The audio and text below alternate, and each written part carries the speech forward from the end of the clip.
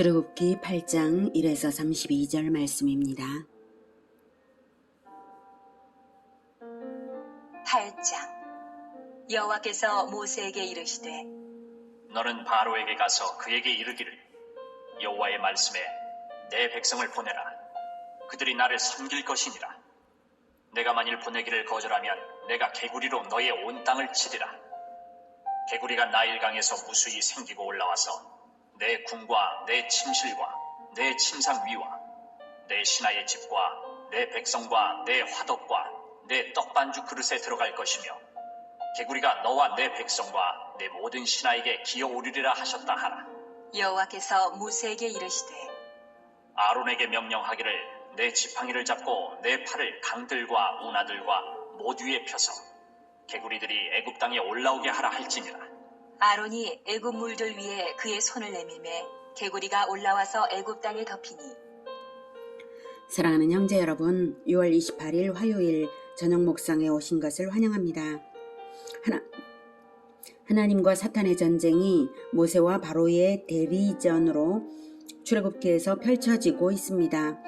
7장에서 제1라운드는 나일강을 피로 변하게 해서 일주일 동안 바로와 애굽의 신들이 문제 해결을 못했죠. 그것으로서 여호와 하나님과 모세의 승리이면서 애굽의 신들과 바로에 대한 첫 번째 심판이 이루어졌습니다.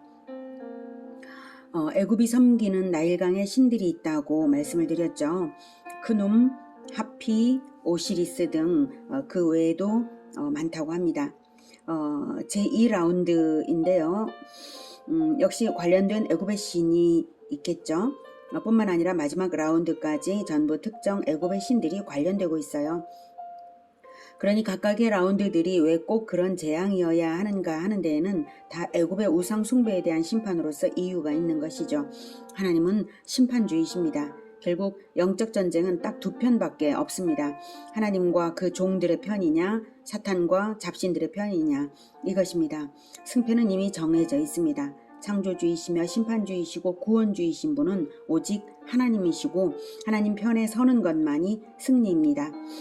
나일강을 피로 만든 지 일주일 후 여호와께서 다시 모세를 불러 제2라운드 작전 명령을 주십니다. 1절 바로에게 가서 말하라. 내 백성을 보내라. 그러면 이스라엘이 나를 섬길 것이니라.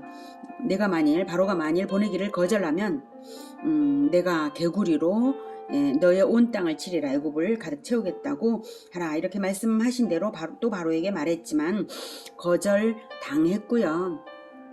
그래서 아론이 거절당한 후에 아론이 애굽 물들 위에 그의 손을 내밀매 개구리가 올라와서 애굽 땅에 덮였고 난리가 났습니다. 하나님이 왜 개구리로 애굽을 치시는가 하면 애굽에는 개구리 우상 헤크트가 있습니다. 그들이 섬기는 개구리에게 어디 한번 당해봐라. 니네들의 신이 너희들을 구해주나 봐라. 이거죠. 그런데 이번에도 7절 요술사들도 자기 요술대로 그와 같이 행하여 개구리가 애굽 땅에 올라오게 하였더라. 이번에도 요술사들이 개구리가 애굽 땅에 올라오게 했는데요. 그 짓을 왜 또 하는 것인지 이해가 안 되는 일이죠. 개구리 재난을 당한 마당에 개구리를 치워야 그들의 승리가 되는데 왜 개구리를 더 올라오게 할까요? 우습기 짝이 없는 일이죠. 자기들이 심판을 당하는 줄조차 모르고 있는 것입니다. 마술 경연을 하는 줄 아나 봅니다. 어쨌든 개구리는 너무나 바글바글 하고요. 이제 이 문제는 해결을 해야겠으니까 바로가 부릅니다. 결국 자기들이 해결 못하니까 모세와 아론을 부르는 거예요. 8절 바로가 모세와 아론을 불러 이르되 여호와께 구하여 나와 내 백성에게서 개구리를 떠나게 하라. 내가 이 백성을 보내리니 그들이 여호와께 제사를 드릴 것이니라. 모세가 바로에게 이르되 내가 왕과 왕의 신하와 왕의 백성을 위하여 이 개구리를 왕과 왕궁에서 끊어 나일강에만 있도록 언제 간구하는 것이 좋을는지 내게 분부하소서. 그가 이르되 내일이니라. 모세가 이르되 왕의 말씀대로 하여 왕에게 우리 하나님 여호와와 같은 이가 없는 줄을 알게 하리니 개구리가 왕과 왕궁과 왕의 신하와 왕의 백성을 떠나서 나일강에만 있으리이다. 하고 모세와 아론이 바로를 떠나 나가서 바로에게 내리신 개구리에 대하여 모세가 여호와께 간구하매 네. 모세가 바로의 약속을 듣고 그렇게 해서 우리 하나님 여호와와 같은 신이 없는 줄을 알게 해드리겠습니다 라고 했어요. 모세가 이젠 점점 더 담대해졌죠. 자, 그래서 기도를 드렸더니 여호와께서 모세의 말대로 하시니 개구리가 집과 마당과 밭에서부터 나와서 죽은지라. 네, 개구리가 이렇게 완전히 온 애굽이 개구리 시체로 가득했겠죠. 네. 사람들이 모아 무더기로 쌓으니 땅에서 악취가 나더라. 네. 자, 이 라운드도 역시 여호와 승리입니다. 그런데 바로는 문제가 해결이 되니까 어떻게 하냐면 15절. 그러나 바로가 숨을 쉴 수 있게 됨을 보았을 때에 그의 마음을 완강하게 하여 그들의 말을 듣지 아니하였으니 여호와께서 말씀하신 것과 같더라. 네. 약속을 안 지켰습니다.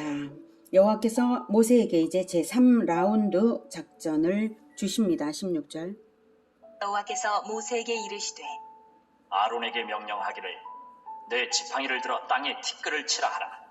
그것이 애굽 온 땅에서 이가 되리라. 그들이 그대로 행할세. 아론이 지팡이를 잡고 손을 들어 땅에 티끌을 치매 애굽 온 땅의 티끌이 다 이가 되어 사람과 가축에게 오르니. 네. 하나님이 왜 땅을 쳐서 이를 만들라고 하시냐면 땅의 신 셋과 생명의 신 오시리스가 애굽에는 있습니다. 땅의 신 셋이 있으니까 땅을 치는 것이고요.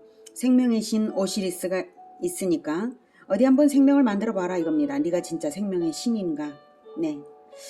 그래서 바로에게 다시 가서 그대로 했더니 애굽 온 땅의 티끌이 다 이가 되어서 사람과 가축에게 올랐습니다. 티끌이 이로 되는, 즉 생명을 만드는 그 일을 모세의 손을 통해서 한 것이죠. 자, 그랬더니 18절. 요술사들도 자기 요술로 그같이 행하여 이를 생기게 하려 하였으나 못하였고 이가 사람과 가축에게 생긴지라. 요술사가 바로에게 말하되 이는 하나님의 권능이니이다. 하였으나 바로의 마음이 완악하게 되어 그들의 말을 듣지 아니하였으니 여호와의 말씀과 같더라. 네, 요술사들도 이를 생기게 하려고 했지만 이를 생기게 하려는 행동 자체도 우습죠. 이를 없애야 되는 마당에, 그죠? 이건 그야말로 코믹이죠. 애굽을 구할 생각을 전혀 하지를 않고 그 반대로 하려고 하니까 이상한 사람들이죠. 그래봤자 이번에는 이가 어쨌든 안 생겼어요. 자기들이 무생물에서 생명체를 어떻게 만듭니까? 오직 창조주만 하실 수 있는 일이죠. 그래서 인간들은 실패를 했습니다. 그래서 안 되니까 요술사가 바로에게 이것은 하나님의 권능이니다 라고 자기들 입으로 인정을 합니다. 제3라운드 역시 여호와 승리인 것을 스스로 인정한 것이죠. 하지만 그렇게 요술사들도 인정을 했지만 바로는 마음을 완강하게 해서 버티었습니다. 이제 하나님께서 제4라운드 작전을 주십니다. 20절. 여호와께서 모세에게 이르시되 아침에 일찍이 일어나 바로 앞에 서라. 그가 물 있는 곳으로 나오리니 그에게 이르기를 여호와께서 이와 같이 말씀하시기를 내 백성을 보내라. 그러면 그들이 나를 섬길 것이니라. 아침에 물 있는 곳으로, 즉 나일강으로 바로가 나올 것이다. 나일강에서 바로를 만나라고 하세요. 그것은 나일강에 아침 일찍 바로가 신하들을 데리고 나일강의 신에게 제사를 드리러 나오기 때문에 그 장소에서 기다리면 만나기도 쉽고 또 우상 숭배를 하는 바로에게 대리전으로서의 정면 대결의 의미가 있습니다. 자, 여기에 저는 한 가지 중요한 이미지가 겹쳐집니다. 80년 전에 나일강에서 무슨 사건이 있었나요? 바로가 이스라엘의 신생 남아 몰살 사건이 있었죠. 네, 이스라엘의 지도자가 태어나지 못하도록 하려는 마귀의 뜻대로 바로가 이스라엘의 모든 남자 아기들을 태어나자마자 나일강에 익사시킨 일입니다. 저는 열재앙의 제1라운드가 나일강을 피로 만든 이유가 바로 그 아기들의 죽음을 떠올리게 하는 것이라고 생각합니다. 익사는 피 흘림은 아니지만 피는 죽음을 떠올리니까요. 바로 그 나일강에서 다시 제4라운드를 선언하게 하시는 것은 80년 전에 이스라엘 남자 아기들의 죽음을 갚겠노라는 무언의 메시지가 있는 것입니다. 바로가 하나님께 복종하지 않는다면 말입니다. 생각해 보십시오. 죄 없는 신생아들을 몰살한 것에 대한 보응이 없을 수가 있겠습니까? 절대로 그럴 수 없는 것이죠. 그것도 하나님의 백성의 신생 남아들을 전부 익사시킨 악행인데 하나님이 결코 가만두지 않으시죠.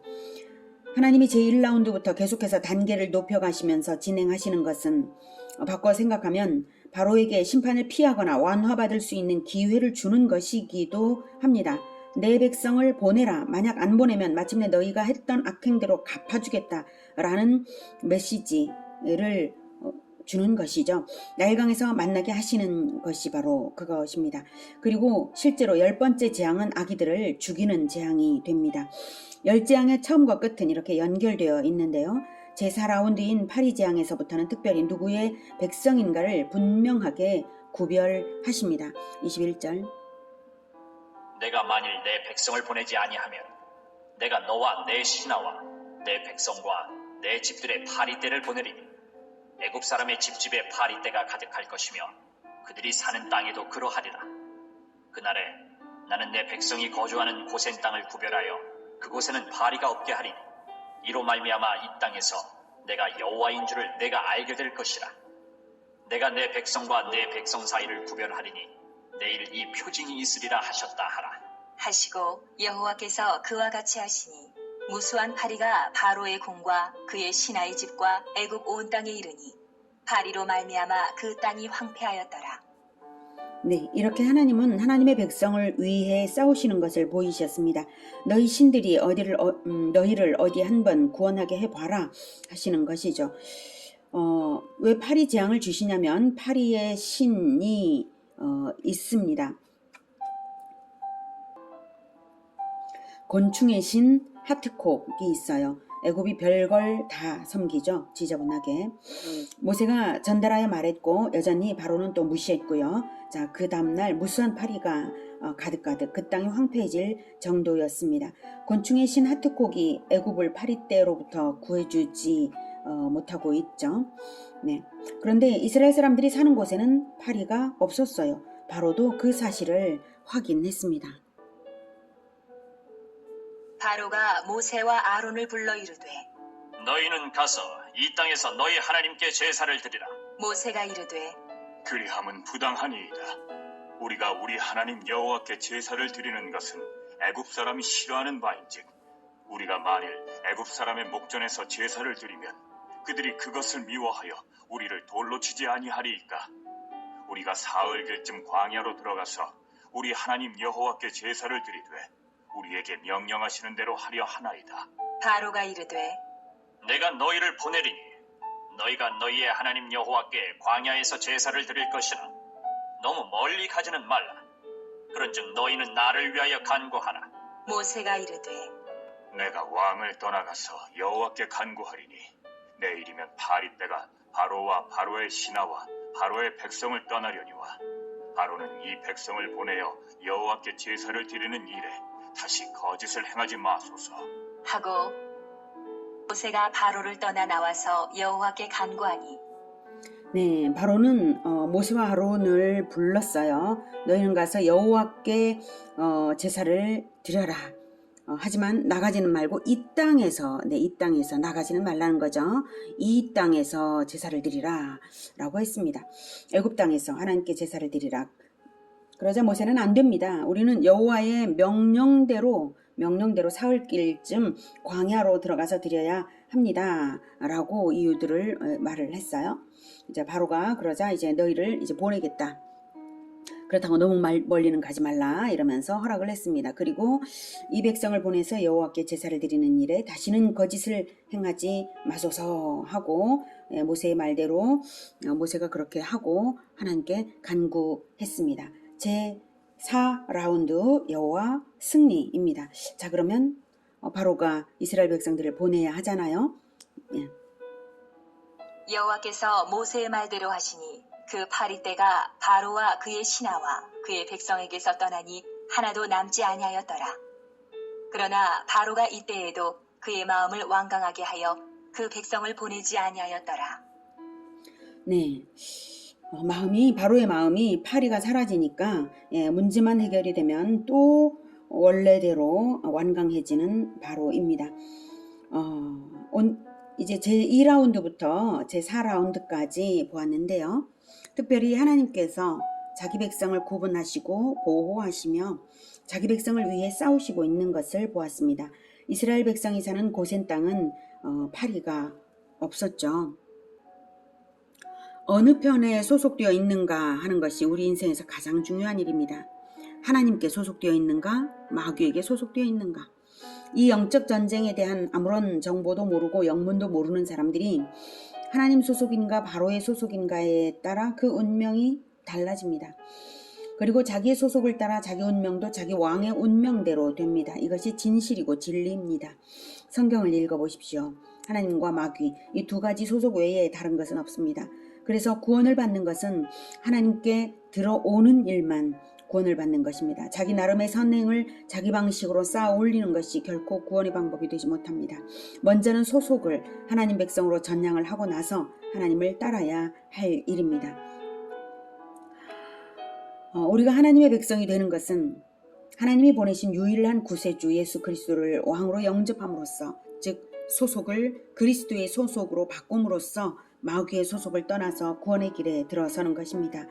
열재앙은 하나님의 소속으로 들어오지 않는 한 심판주 하나님의 심판을 결코 피할 수 없다는 것을 거듭해서 알려주는 역사적인 사실입니다. 예수 그리스도 편에 굳건하게 서시고 하나님의 백성 정체성을 분명히 새기시고 더욱 하나님 백성답게 살아가시기를 축복합니다. 기도하겠습니다. 하나님, 애굽의 모든 백성들이 완악한 바로에 소속해 있으므로 함께 심판을 당하고 있는 것을 봅니다. 우리는 예수 그리스도께 속하였습니다. 예수님께서 자기의 생명으로 보혈로서 우리를 대속하셔서 우리를 사셨으므로 우리가 예수님의 것이며 예수님의 소속입니다. 참으로 감사를 드립니다. 이러한 은혜가 그 어디에도 없고 오직 하나님께서 이 대속의 진리를 세워주시고 우리를 불러서 그리스도의 백성으로 삼아주신 은혜를 너무나 감사합니다. 우리가 이 정체성을 분명히 나타내면서 세상에 나타내면서 주 하나님의 은혜를 세상에 알리는 그러한 일을 하겠습니다. 주님, 늘 우리와 함께 하시면서 세상 사람들과 구별해 주시는, 바리새인부터 구별해 주셨던 하나님께서 우리를 계속해서 구별해 주시기를 바랍니다. 코로나 재앙이 어느 정도 잦아들었지만 앞으로 또 어떤 재앙들이 또 있을지 알 수 없는 이 시대에 하나님께서 우리를 세상 그 어떤 사람들과도 구별하셔서 보호하시며 주 하나님의 백성이라는 것을 늘 나타내어 주시옵소서. 우리가 하나님의 백성임을, 그 정체성을 나타내며 살겠습니다. 예수 그리스도 이름으로 기도드립니다. 아멘. 이어지는 시간은 개인 기도 시간입니다.